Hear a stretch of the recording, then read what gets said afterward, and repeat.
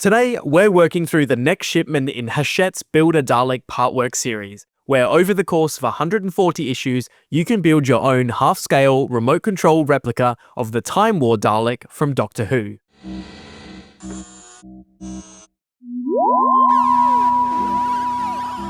As with most partwork builds, progress comes in small but important steps, and in this shipment we are finally starting to see movement mechanisms coming into play. Starting with issue 11, the magazine's episode guide looks at The Survivors, the second episode of the original 1963 Dalek serial, and notably the very first appearance of the Daleks on screen. Following that, there's a continuing feature on Davros, creator of the Daleks, focusing specifically on his relationship with Security Commander Nyder, which is always an interesting dynamic to revisit. The build itself begins work on the stalk movement mechanism, introducing the very first motor, its housing, and a new test cable. We start by turning the dome upside down. Taking the motor housing, we align the screw holes with the raised sockets inside the dome and fix it into place using the screws provided. Next, we take the motor and test cable, connect them together, then attach the cable to the test battery box from the previous issues. Switching the battery box on lets us confirm that the motor is functioning correctly. Once tested, the cable is unplugged. The motor is then fitted into the housing. The bar at the end of the motor needs to slot into the eye-pivot mechanism, and you may need to briefly reconnect the battery box to rotate the bar into the correct position. Thankfully, ours was in the right spot. Once aligned, the motor housing cover is placed over the top and fixed into place using the 4 screws provided. It's important to note that you cannot test the motor at this stage, as it won't function as intended and may damage the housing. And with that, the first motor is fitted. Make sure to retain the test cable as it will be used again in future. Moving on to issue 12, the episode guide jumps ahead to the 2005 story Bad Wolf, while the following feature explores the many encounters between Colin Baker's Sixth Doctor and the Daleks. This includes appearances in Big Finish audio dramas such as Jubilee and the Juggernauts, as well as the comic book stories, which is a nice reminder of just how much Dalek material exists beyond the television show. For the build this time, we're installing a circuit board into the Dalek dome. With the dome upside down, the circuit board is positioned above the screw sockets and secured in place using the screws provided. Next, we remove the tape that was holding the dome light and the stalk cables out of the way and begin plugging them into the corresponding ports on the circuit board. Starting from A, from the stalk motor, LE from the right dome light, LD from the left dome light, and finally SX from the Dalek stalk iris. Once everything is connected, the tables can be retaped neatly out of the way. The eagle-eyed among you may have noticed a new friend watching our build today. We actually built this classic-style Dalek back in late 2022, primarily for a fan film project we produced for Who YouTuber Josh Snares, titled The Might of the Daleks, which you can watch on YouTube with the link available on our channel. We were able to source a classic-style dome from eBay, but that was really where the large pre-made Dalek components ended. The egg cup lights came from Tom's Refurbishments, who sell excellent and mostly 3D printed replicas of various Dalek components. They were surprisingly easy to install and looked fantastic once in place. The eye itself came from Mooncrest Models, who at the time only sold one classic eye, but I believe now they offer 2 separate 1960s variants, which I would love to get a hold of in the future.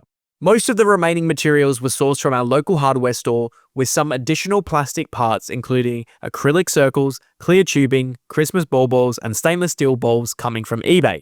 Compared to our new series Dalek, we had to build the entire mid-section from scratch, which we were slightly dreading. We only managed to snap one MDF board while bending it around the shoulders, which honestly felt like a small miracle. That said, no matter how much filling and sanding we did, we just couldn't get some of the joints as smooth as we hoped.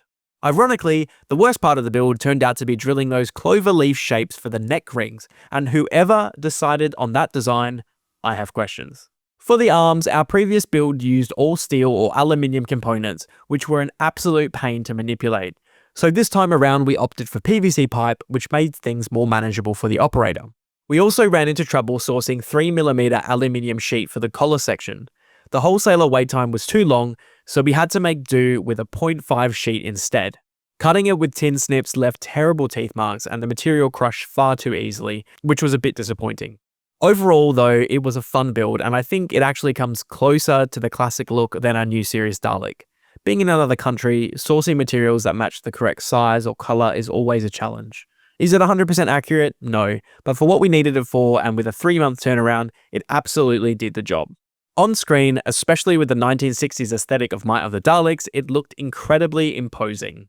You can also find our build diary and parts list over on Project Dalek, particularly useful if you're based in Australia. We've mentioned this before, but Project Dalek is an incredible reference source, including build diaries from other fans all over the world, as well as plans to build your very own Dalek, whatever iteration. Back to the partworks, issue 13 briefly profiles the actors who voiced the Daleks throughout the classic series from 1963 to 1988. The episode guide looks at the Big Finish audio drama Jubilee, and interestingly, author Robert Sherman has recently adapted Jubilee into a novel.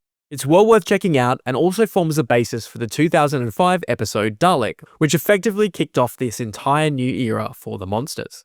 I really like that the magazine continues to explore the expanded media such as Big Finish, hopefully introducing newer fans to some of those incredible Dalek stories that exist beyond television.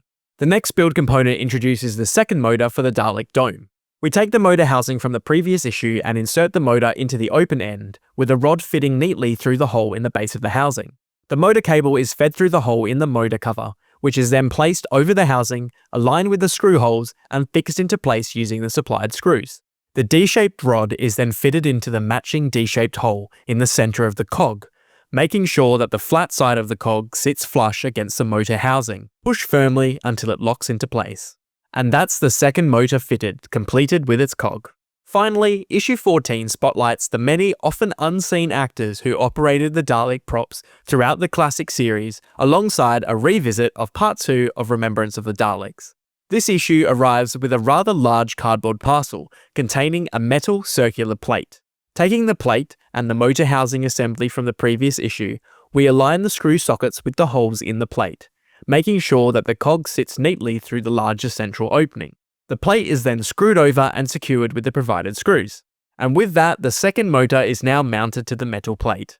Next issue looks set to include a support plate and wheels, likely forming part of the dome rotation mechanism, which should finally bring some visible movement into the build. Progress is still fairly slow over this shipment, but it's exciting to see things moving, quite literally, in the right direction.